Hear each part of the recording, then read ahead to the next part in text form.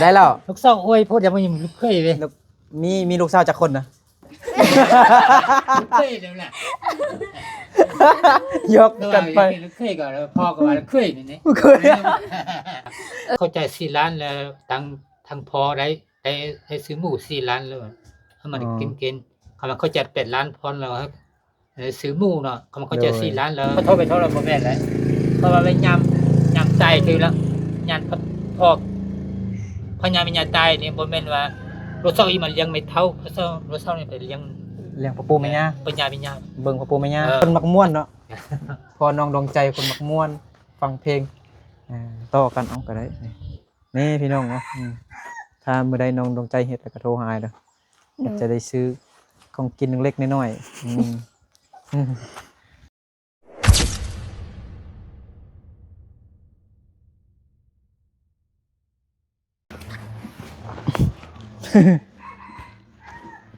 อากาศก่อนเด้อบายเอา น้องดวงใจงง เอาสบายดีพี่น้องเนาะสบายดีเด้อยินดีต้อนรับเข้าสู่ช่องบ่าวนึกเผาไพรอีกแล้วพี่น้องเนาะตอนนี้บ่าวนึกก็มาดินนำน้องดวงใจเนาะอยู่ที่บ้านของน้องดวงใจบ้านกิวแคมเมืองเพียงแขวงสยบุรีสปปลาวเหนือน้อยดวงใจเอาขนมให้น้องเลยนะเอาให้น้องเข้าไปนั่งยังขนมให้ร้านนะใส่บอกน้องมาดูบอกร้านมาดูฮะร้านบอกแม่นลูกไอ้กว่าร้านไอ้ประเดี๋ยวว่าลูกน้องเด้ฮะน้องก็ได้ร้านก็ได้ปิดไมค์ไอ้ไปดึงก่อนอ้าวมักบอกขนมแบบนี้ขอบใจเด้อเจ้าโดยสบายดีน้องใจเดี๋ยวเรา เอาไปให้ผู้ใหญ่ผู้น้อยฮะเอาน้องหลับน้องดวงใจไปยงมาอยู่นี่ไปฮะไปยงเลยอยู่เงินไปนั่งสูงพูดไอ้บกาไปนั่งสูงแล้วยันตกเอามานั่งก็เป็นยังจังแต่ละหน่อยพอกำลังซ้อมห้องเพลงอยู่บ่เลยมายามพอกันไปดี กำลังซ้อมอยู่บ่เนยถ่ายคลิปได้บ่ถ่ายด้วยได้บ่นี่นะเนี่ยบอสถ่ายมดนะถ่ายนี่นะสิเป็นยังดิปุ๊ไทยนะเป็นยังเป็นยังเนาะพอน้องดวงใจเป็นคนมักม่วนเนาะสอนไปประยงน้องประยงก็อยู่นี่แหละเนาะนางเอกประจำช่องแล้วอันนี้ซ้อมบ่ฮะ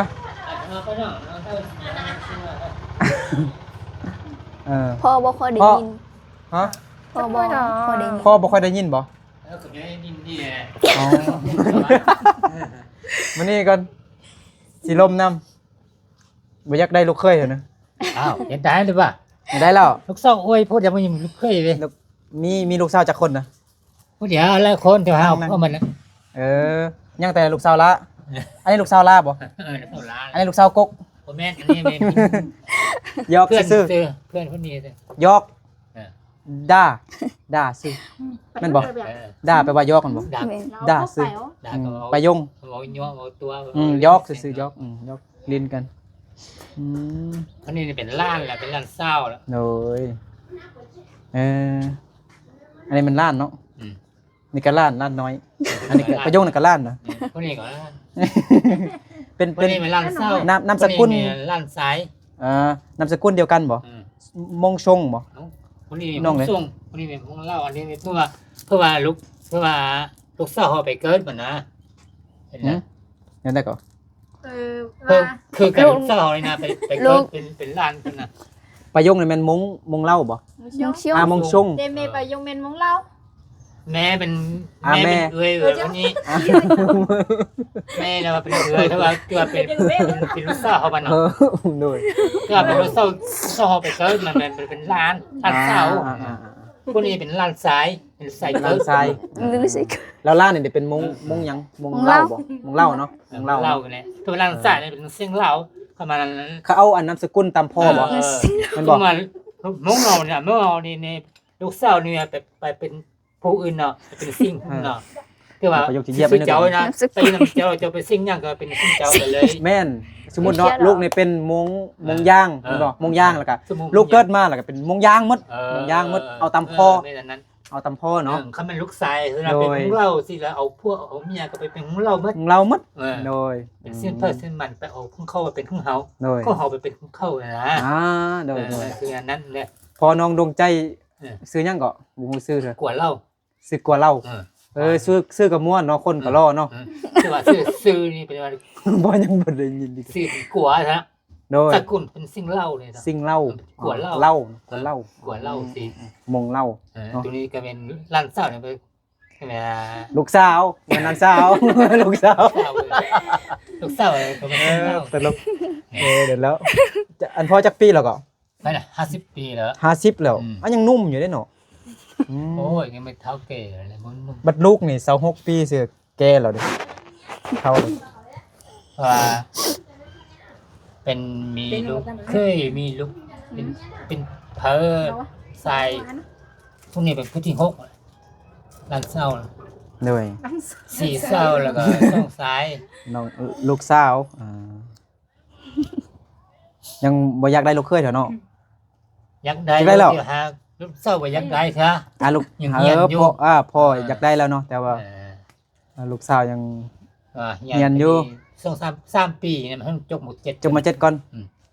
จบมา7แล้วสิไปเรียนต่อบ่หรือว่าสิเรียนเอาผัว เอาแต่มันเก่งบ่เลยมันบ่เก่งเนี่ย เก่งเหรอเด้ ได้ก็ไป โอเค ก็สิ่งบ่ได้ก็บ่ได้ไป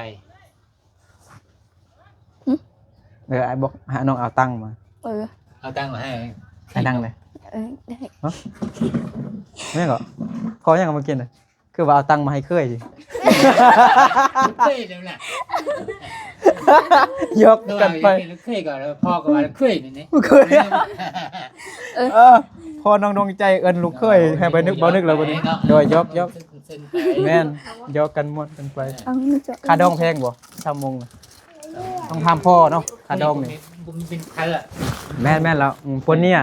เมียแล้ว ยกกันบ่เป็นหยังดอกเดี๋ยว อย่าเว้าลิ้นเว้าจั่วไปเนาะ มายกกันไป ตามซื่นไป บ่แม่นเว้าแท้เว้าอะไรแล้ว นะ บ่ยกไป ค่าดองแพงบ่ค่าดองลูกสาว สมมุติจบมา7แล้วถ้าเอาผัวนี่แพงประมาณจักล้านมงเอากันจักล้านนะ ก็เอาคาดงเจริญ ก่อน เราก็เอาคาดงเจริญนะ ค่าดงมันบ่แพงเราซึ่งค่าดงบ่แพง ไปร้าน 10ไปเลยไปยกมา10ล้าน แค่ นะ 8 ล้าน ฮะ ค่าดงนี่7 ล้านซื้อ8 ล้านแต่ว่าตัวโลกมันลุงเฮาเนาะ 8ล้าน คือแขวงอยู่ใน สัญญาบุรี แขวงเฮาเซบุรีเพออยู่เวียงจันทน์ก็แม่น มันกันกันแม่น เสื่องของนี่เขา อืม จำเนี้เป็นดงอันเดียวไปเลย8 ล้านนี่ที่ว่าเขาจ่ายสดนี่ บ่ตั้ง ที่ว่าเคยก็จ่ายสด8 ล้านนี่เอาอะไรซื้อหมูตัวนึง สมูตัวหนึง หมูตัวนึงมากินตอง ทางไฟซ้ายบ่ซื้อหมู่ให้หรือว่าไฟยิง เคยเอามา เคยเอามา อ่า เคยเอามาแล้วก็กับ เขาว่า เงิน8ล้าน เขาว่าจ่าย4 ล้านสิเนาะ โดย จ่าย4 ล้านแล้ว8 ล้านนี่ลกเอา4 ล้านใส่ตัวหมูหัน โดย แล้วก็4 ล้านนี่เขาว่าค่าดงเลยแต่ว่ารวมเข้ารวมมันเป็น8 ล้านเนาะแต่ว่าเขาว่าเข้าใจาย4 ล้านแล้วทางพอได้ซื้อหมู4 ล้านแล้วให้มันกินเขามาเข้าใจ8 ล้านพอแล้วครับซื้อหมูเนาะเขามาเข้าใจ4 ล้านแล้ว อืม เคยเป็นผู้ซื้อหมู อืม เขามาเข้าใจ8 ล้านแล้วพ่อปะเฒ่าเป็นผู้ซื้อหมูนะ โดย มันปั่นกัน โดยในกระทำเพื่อเป็นความรู้เพื่อบรรณะลูกมีลูกอะนะมันลูกเนี่ยมีลูกนะ แล้วลูกชายเนาะ เออ สิเอาผู้สาวมงหั่นนะเออ กะทำพ่อไว้ตอนนี้ก็เป็นความรู้นั่นแหละเนาะสมัยเจ้ามีรถไฟแต่อยากได้ลูกเต้ามงเฮาน่ะเจ้าก็แต่ง8ล้านมาแล้วปานนั้นปะเท่าก็แต่งกินหมด อืม มีแต่จ่าย4ล้านแล้วก็เบียร์ แล้วก็เอาลูกสาวนี่ลงเฮือนเลยลูกใจต้องลงเฮือนบ่ สมมุติว่าสมมุติเอาแต่มงเฮานี่ลูกเต้าไปอยู่โรงเรียน ลูกสาว ซึ่งว่าเฮาบ่มีดีมีส่วนแล้วเฮาจะอยู่ไม่เท่าปานนั้นเฮ็ดให้เฮ็ดให้ไม่เท่าเดี๋ยวเนาะว่าจะลงเงินอยู่คือว่าอยู่แค่นี้อยู่เมืองบ้านเฮานั่นน่ะ โดย แล้วก็เบิ่นกำลังเฮ็ดให้เฮ็ดส่วนของพระเท่ากันแล้วก็ได้ โดย บ่แม่นว่าไปยังนำพอย่าไปย่าเขาจะไปบ่ได้เลยน่ะของเราเจ้านั่นเนาะ โดย ต้องมาอยู่นำพระเท่าแต่ว่าพระเท่าแต่ว่าให้ลงเฮือนอยู่ผู้เดียว ไปเฮือนนี่ถ้ามันลูกไผก็ได้ลงเฮือนได้อยู่แต่ว่ามีผู้หนึงผู้หลานนี่ต้องเลี้ยงพ่อทั้งแม่แม่นต้องเลี้ยงพ่อต้องเป็นลูกชายล่าแม่นบ่ ลูกชายหลาน ลูกชายล่าต้องเลี้ยงแม่นี้เลี้ยง เพ พ่อ ราะว่าลูกชายหลานแล้วจะลงเลี้ยงพ่อเลี้ยงแม่จังว่าพ่อแม่เลยเสียชีวิตเนาะ โดย เราเป็นงอกเป็นเงินเป็นดินเป็นให้เลยนะหมดนะลูกใส่ละเจ๊ก็จะนำปันเครื่องนึงให้ล่ะลูกใส่กกอีก อ๋อ ตัวนะปันส่งส่วนส่งส่วนเนี่ยให้ลูกใส่ละส่วนนึงให้ลูกใส่กกแล้วถ้าคนไม่ลงเฮือนเนี่ยบ่ได้เลี้ยงพ่อแม่เนาะ โดย บ่ได้เฮ็ดให้ส่วนเลี้ยงไว้ โดย พ่อแม่แล้วก็ แล้วดวงใจเนี่ยเอาพวกเนี่ยบ่ได้ยังเลยเนาะลูกสาวเนาะได้น้อยนึงเนาะ ไหนแต่ว่าฮักว่าลูกเคยกับลูกสาวเนี่ยฮักกันบ่เนาะคำว่าฮักกันจนว่า50-60 ปีแล้วก็จะได้เอางัวแล้วก็ยังให้มันเลี้ยง โดย เป็นห้องครัวห้องแม่นะ โดย แต่ส่วนหลายนี่ลูกสาวเนี่ยบ่ได้เลยลูกสาวส่วนหลายก็บ่ได้หยัง บ่ได้เนาะบ่คือเราลุ่มเนาะ เพราะว่าเป็นฮิตของนี่ เป็นฮีเป็นคองของมงเนาะ ของวงนี่ ถ้าเป็นเราลุ่มจึงสมมุติเฮาเป็นเราลุ่มเนาะน้องดวงใจนี่ลูกสาวหลานต้องอยู่นี่ เบิ่งพ่อแม่ ลูกสาวนี่เป็นศีล เอาครัวมาอยู่นี่ ไปเลี้ยงพ่อย่าแม่ย่าพุ่นอาศัยพุ่นเขาไปยืนเขาไปซิ่งเขา วันนี้บ่ได้ส่วนกับเฮา เอาไปซึ่งกับเฮาเนาะ เฮา อยู่น้ำพัวแล้วอยู่น้ำเฮือนแม่ย่าบ่เนาะ วันนี้ เลี้ยง มีญาแบบว่าไป กระปู ซิ่ง แม่ย่า เขาไปตายไปยังต่อไปเรื่องเขาเป็นพี่ของเขาเลย โดย ใช่ไหม อืม พอเท้าเลยมีแต่ฮับกันแต่ว่าเวลาเขาปากันเนาะเขาปากันเขาต้องเป็นลูกเขาเราต้องดึงมาให้เขาบ่ให้มันตายแล้วบ่ให้มันเสียชีวิตนะมีโยมยากคือว่ามียังเครียดจากคิดยังกับมาอยู่นะเขาก็ได้ นครนี่น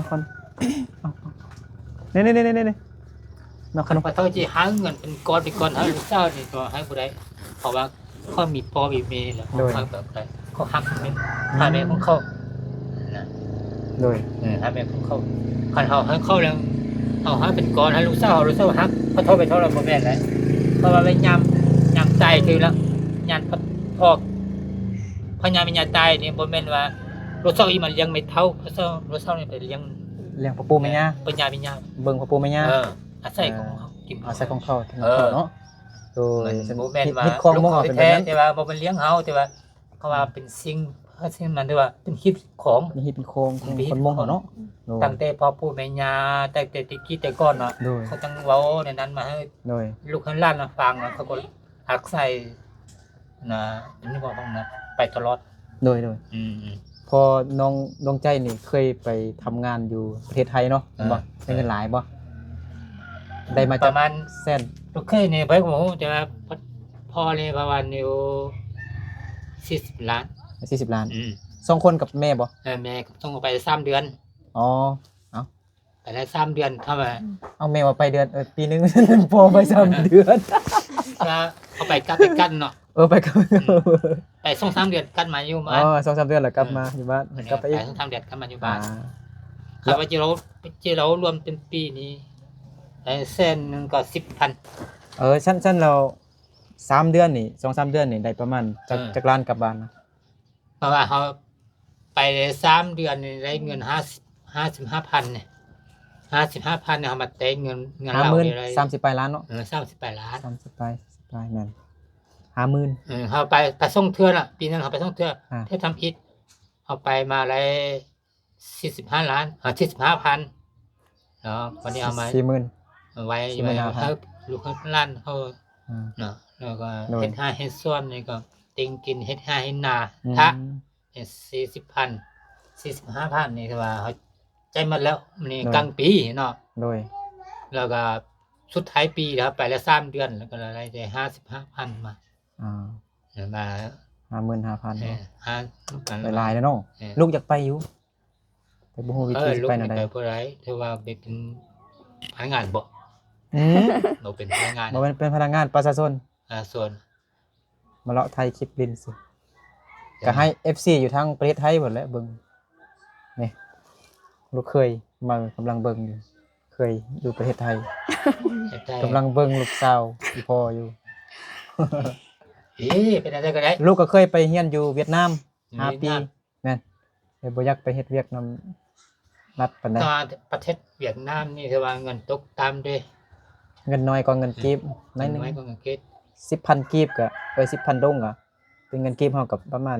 7,000 กีบหรือว่า 8,000 กีบต่อ การ 10,000 ด เอา ง ไป เท่า ให้ กั เวี น ยดไทยเนาะไปให้เวียดเรานี่ แม่น ไปกันเอาไป เงินไทยหลายกว่าหั่นเนาะ เออ 1,000 กีบเฮาซื้อขนมแกนหนึงก็เกือบบ่ได้เนาะพันกีบแต่ของเขานี่ 1,000 บาทก็600,000ปลาย680,000 อยู่คนเรานี่ไปไทยเนี่ยสุดยอดตัวคนไล่ตัว ฮะ แต่เป็นพันเป็น หลาย อืม แรงงานลาวไปทำงานอยู่ไทยหลาย เอาไปให้อยู่บนให้เวียงมันจึงเห็นมาคนเรามันให้ คนลาวหลายแม่นหลายคนอืม เมื่อว่าเราลมมาเราถึงมาเราสูงถึง อืม ส่วนแรกนี่มีเราสูงกับเราถึงคนเรานี่พอมาไปเฮ็ดอยู่ในห้องจักรงาน อ๋อ เขาไปยับไปโดย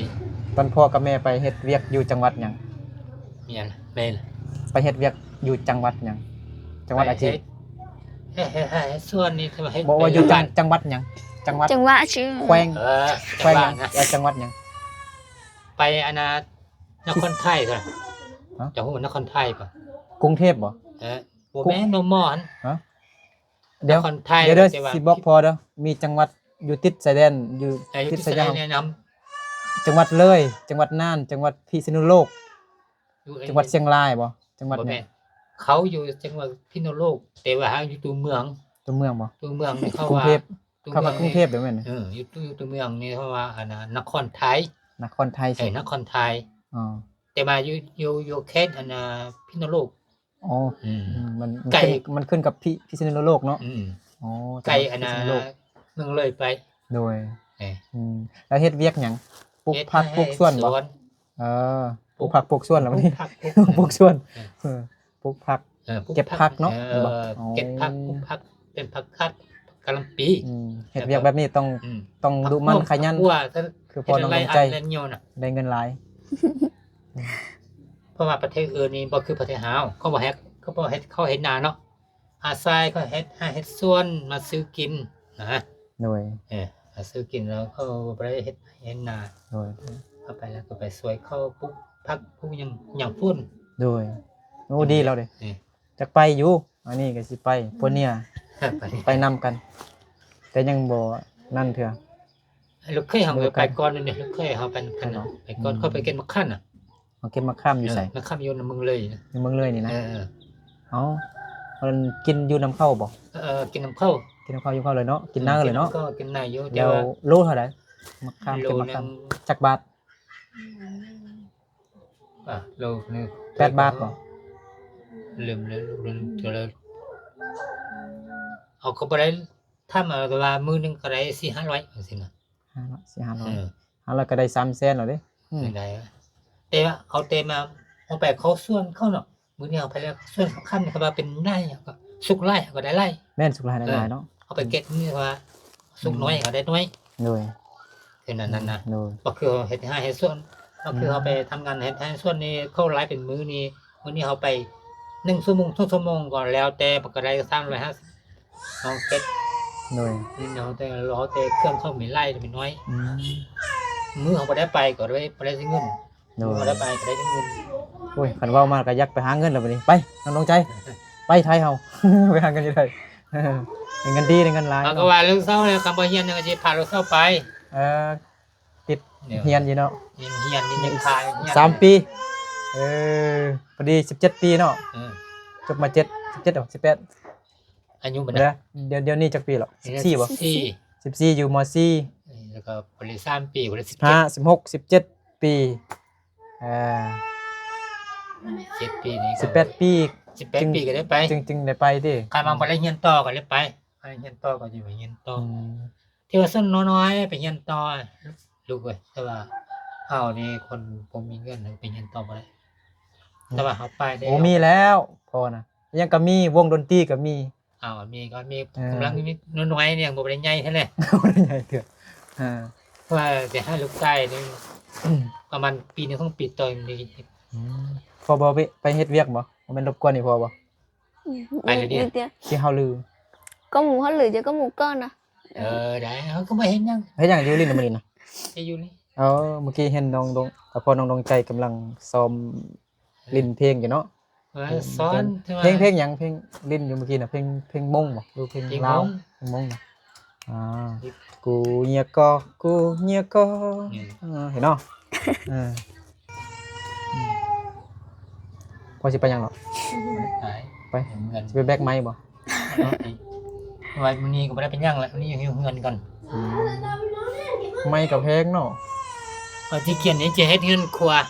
อืม เขียนไหมมันสิได้จะเฮ็ดเงินครัวก็ไปหลาย อ๋อ เดือนหลายปีมาแล้ว แล้วสิเฮ็ดมื้อใดน่ะ เพจนะ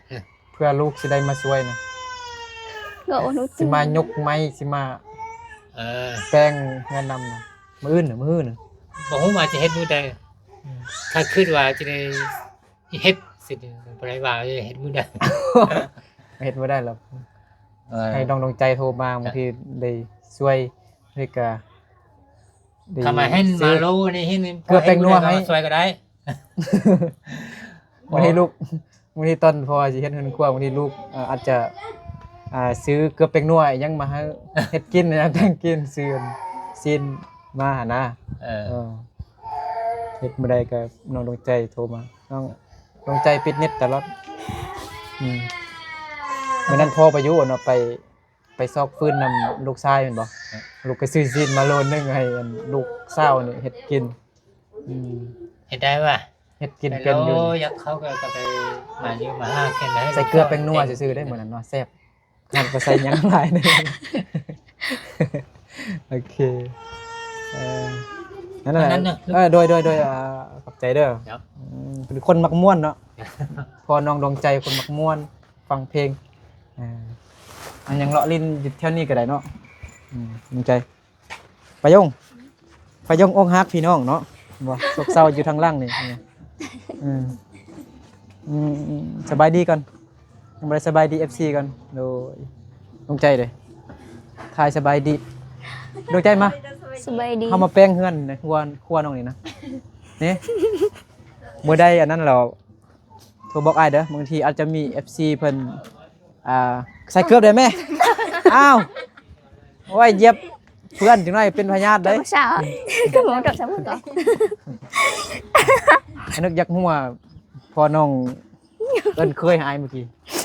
เอาตังค์ให้เคยว่าซั่น แน่พี่น้องเนาะคันฮอตมื้อนั้นเราน้องดวงใจโทรหาอ้ายเด้อคันเน็ตเรา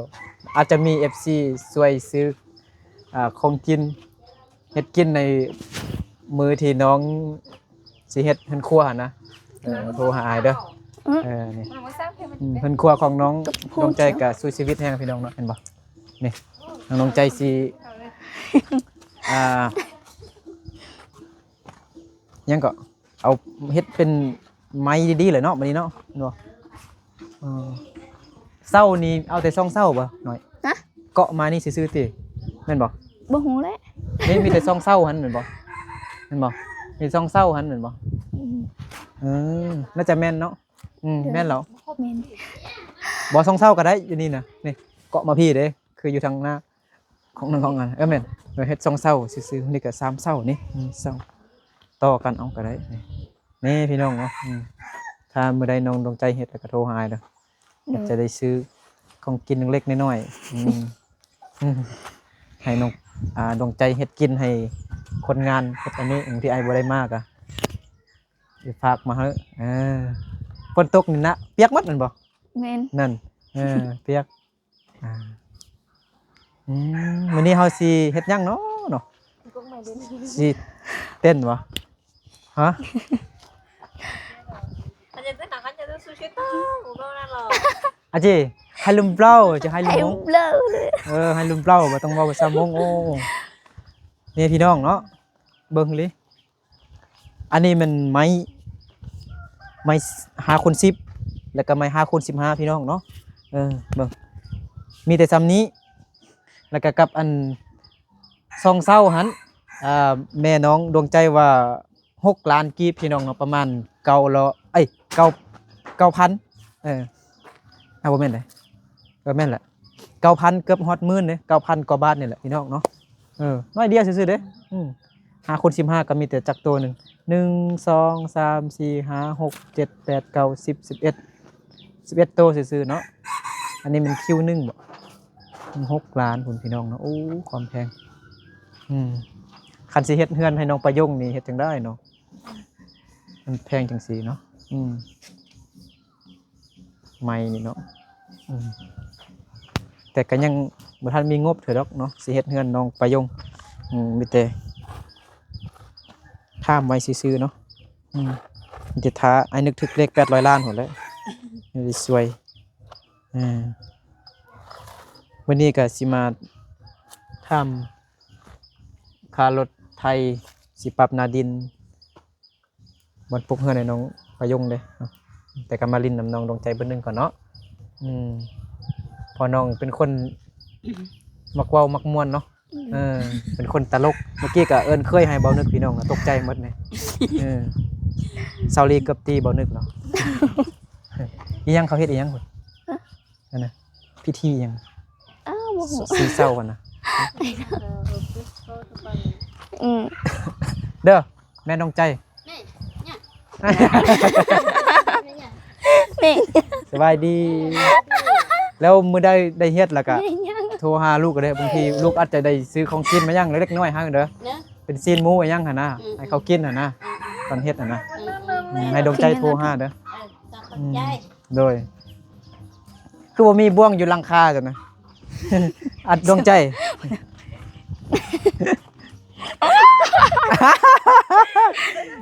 หลักทายได้เต้นเนี่ย2 คนนี่ร้องเพลงคาราโอเกะอยู่เมื่อกี้นำพอดวงใจเนาะมาร้องเพลงไป100 1ไหมเมื่อกี้มื้อเช้าเนี่ยนึกร้องเพลงนำน้องนำเศร้าลีคำหนึ่งกัดเฒ่าพะนะ2 คำก็ยังว่าเฒ่าพะนะพ่อแม่ของเจ้า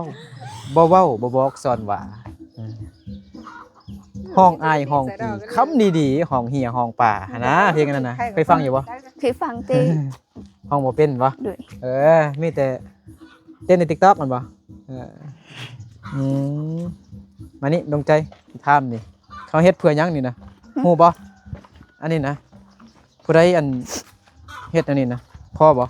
ด้วย พ่อเฮ็ดนะ ด้วย เพื่อหยังนี่นะนะเพื่อหยังดวงใจ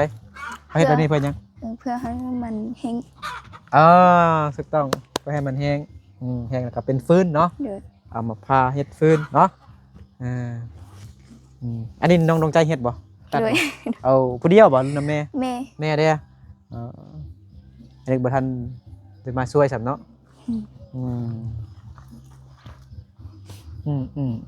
อันนี้แห้งแล้วก็จุดเนาะอาจิว่าไปซ้ำมงอีกแล้วบัดนี้แม่ยังไปยงสิเฮ็ดหยัง ว่าเดียวจะก็ยังสิไปดิยินไปอยู่ บ่ไป ไป สิไปเบิ่งดินพุ่น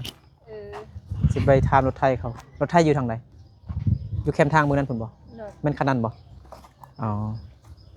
พ่อเด้พ่อบ่มาเถอะ บ่พอให้ไปว่าจะย้ายเจ้า อ่า ซะแล้ว พอไปกอทัดแม่ไปกอทัดแม่ย่าอยู่ป่าพุ่นพี่น้องอยู่อันอยู่ป่าเหี่ยวพุ่นล่ะพี่น้องอยู่ป่าซาแล้วเขาสิมาจากม่วงเนาะคนม่วงเฮานี่ต้องได้ก้อนบ่ก็เป็นสั้นไปบ่เอามาหินไปก็บ่ สรุปก็จะ เอาสิ เอาจะบอกแค่แต่งน้ำเดี๋ยวมันรอดเถอะ แม่ยังก็ ว่านุ่ง เว้า เครื่อง เนอะ บ้านนอก นุ่งเครื่องบ้านนอกผู้ใดนะ เมื่อกี้ว่าไปยังสิไปดีน้ำพ่อเขาตีบ่ได้ไป นี่ว่ะอันนี้สิไป ไปปลาเหี่ยวสิเนี่ยบ่ได้ไปซ้ำ บ่ อืมอื ต้อง ม มาเด้อ โดยมื้อนี้ก็บ่ได้มีเนื้อในถ่ายคลิปมื้อนี้ก็บ่ได้มีเนื้อในอย่างหลายพี่น้องเนาะก็มีเนื้อในน้อยหนึงได้ลมนำพอน้องใจเมื่อกี้พี่น้องเนาะเออทำต่อรองเรื่องค่าดองน้องใจ 8 ล้านว่าซั่นหรือว่า10,000กว่าบาทอันนี้เป็นคนมงเอากันซื่อๆแต่ว่าถ้าคนต่างประเทศนี่ก็ยังบ่ทันฮู้เด้อเนาะเออตามตัวจริงเนาะสองคนหักมักกันหลายกะคอรุดนำแม่เท่าก็ได้เนาะคอรุดคาดองนำพอเท่าแม่เท่า ได้ปะ นี่อย่าตายหรอก แล้วน้องประโยงใน10 ล้านว่าซั่นคาดองนะแม่นบ่ แม่น แพงแท้เอา8 ล้านตัวเองเอา10 ล้านน้องใจเด้ เอาเป็ดหลานเอา 8 ล้านสิพูดน้อยกับ8 ล้านเนาะน้องประโยงใหญ่กว่าน้องใจกับ10 ล้านผู้ใหญ่ ทั้งหมดได้เลยไอ้ก่อนถ้าไม่ใช่เราต้องมัด อาจีว่าภาษาลาวว่าภาษามงเลยแล้วพอบ่มาให้จังได๋เนาะไปเบิ่งดินหรือเฮาไปทำอยู่เฮือนลาวได้บ่ น้อยกินแข็ง บ่อันตั้งใจพอไปทำมากเลยเนาะเอาไปเบิ่งเองได้บ่ ได้ ไปนำอันอายอันพูนเจ้าของรถเป็นพี่น้องๆบ่ rồi cái kiểu biết hú rồi đến hay tính nhỉ thì anh chị chơi à อาจี อืม cái kiểu lúc cả nước bay ở นี่เป็นเนม ฮะ nước bay nó có hoa nó đang tỉnh ไปขึ้นสวรรค์นำกันไป nhỏ đó thấy sao mà thì thế là đi rồi đến đây là quốc bên nổ โอ้ nên đây cái không cần bắn nè Ừ. theo cầu sống nọไปยิบไป เว้าภาษาลาวก็ได้นะบ่เข้าใจอายก็สิบอกให้ต้องเว้าภาษามง đấy FC หมู่อ่ะเว้าขึ้นมานี่เว้าขึ้น ตัวที่เว้ารวมกันอยู่เมื่อกี้นี่ฮะห้องไอเข้าใจแต่ห้องการบ้านเนี่ยนะ อืม ว่าอย่างนั้น คิดว่า ว่า mà đường chạy bay nằm đeo เอ thành ออาชีพไทยฮูบให้อยู่เทิงหุ่นถ่ายมาคนงามเลย เห็นหมดบันคิวแคมอ่า anh gọi với hồn hồn khó tay ở ได้จับนี่ดูไอสิเอาขนมให้เด็กน้อย2 คนกัน sao mà đây đeo cái đeo chả thì là นมหมดแล้วบ่อ้าว tập chạy อาปุ้งอยู่เงินบ่ à bông bò โอ้อันนั้น เข้าใจ เนย อาจจะจริงๆเอาคงจะไปกับแม่ ฮะ đó là nó có ai đó có hay chạy งานมัน มากินแข่งกันมึงดูจะได้หมดก่อนเนาะ มา ได้ อ้าวอย่าฟ้าแกะเด้อโอ้ฉันก็แกะนำกันกันน่ะเอ้า เออ อ้าว từ lớp đây 1 2 3เดี๋ยวบ่อันอาชนับ1 2 3แล้วก็กิ๊กๆแบบยำแบบบ่ต้องให้มีอะไรหมดเด้อเฮาจึงผู้ใดหมดก่อนแล้วก็ยกมือขึ้นชนะเด้อได้ แต่ว่าตอนยำๆกินๆนี่ต้นยังบ่ได้กลืนต้องกลืนให้หมดก่อนแม่นบ่ให้หมดจักภาคก่อนจึงเป็นที่1เด้อผู้ใดได้ที่1แล้วก็สิได้กินขนมอีก อืม เห็นหมดบ่ โจกก็ตา เดี๋ยวเด้อ1 2 3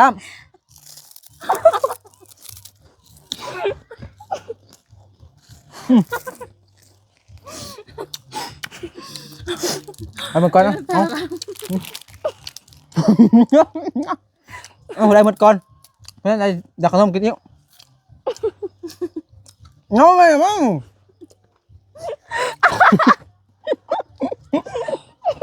ไอ้หมดก่อนอะไร phải này quá ไอ้น้อยเด้หมอไอ้น้อยเนาะเอาแข่งกันไหมก็อีกเลยจ้ะเอาแข่งกันไหมอีกเนาะทำไมวะมันก็ต้องไปดันมาเดี๋ยวที่นั่งอยู่นี่เนาะนะบัดนี้เอ้าสงใจยังกินอันนี้บ่หมดเถอะเด้กินไว้ไหมยกกระซื้อได้กินไว้จังนั้นแขนคอเลยดวงใจตอนนี้อาบน้ำอยู่ใส่ cái má mắt tệ อาบอยู่นิ่นบ่หอมเนาะเย็นดีอาบน้ำอยู่กลางแจ้งเลยเนาะ thật thì phải trên này tắm mua เอาบัดนี้เฮาบ่ต้องแกะเถอะเฮาจะเริ่มต้นแบบแกะแล้วก็กินได้หมดแล้วก็พอได้ที่1หรือยกมือขึ้นเด้อมาเห็นแจ้งดีบ่ มืดอยู่เดี๋ยวนี้บ่อันไหนบ่ไปลีนี่อันนี้อยู่ข้างกลางอ้าวไอ้ข้างๆก็ได้นี่เห็นแล้วทำไมได้ไหมนึงมันคิดตัวนี้นี่มันอยู่บ่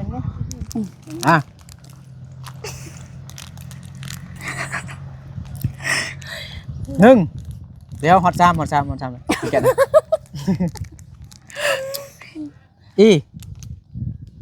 อ๋อเดี๋ยวนับเล็กนั่นเอาเนาะ1 2 3เอ้าเด็ดจิเลย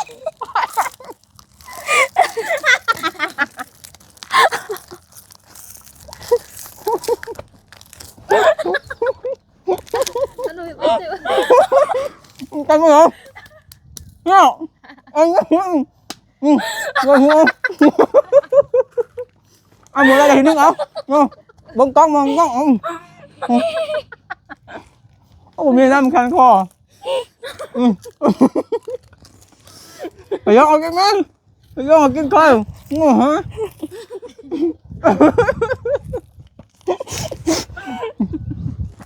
อะไรมึดเด้มึดพร้อมกันมึดหน่อยนะบอกขึ้นต้องขึ้นให้หดกันเอาคันคอ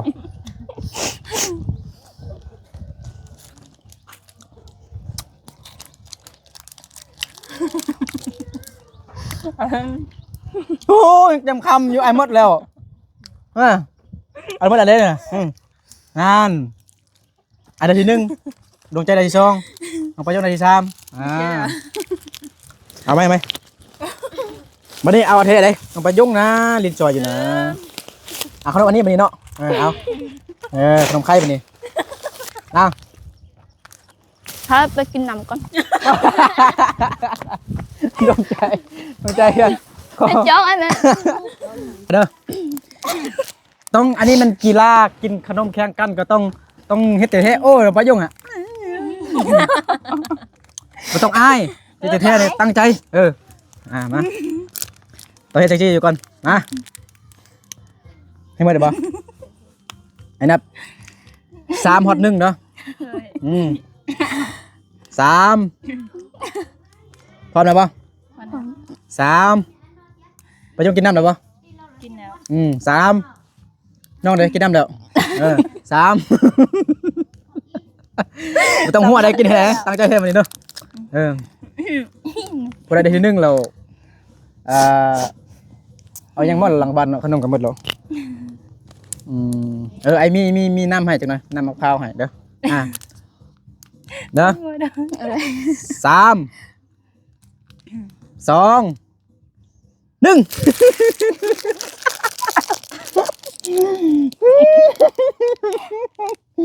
อัน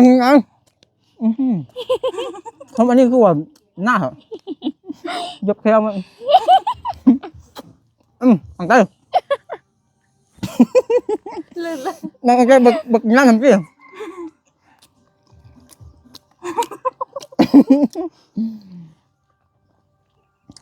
กันก่อน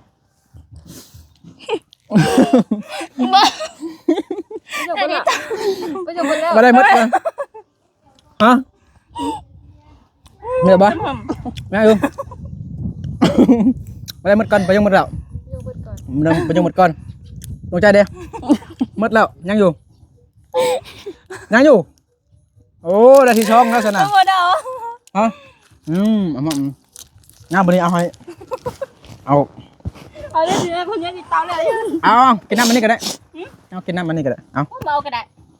เอามันมี2 อันนะมี2กล่องเอากินกันไอ้5ก็ต้องกินเอาบ่เอากินน้ำมะพร้าวก็ได้เอาน้ำนี่กิน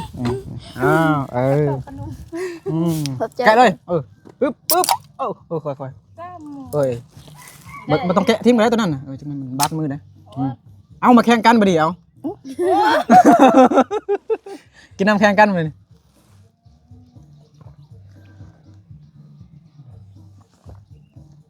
ไอ้หมดก่อนเด้น้ำเดิมเขามาขาย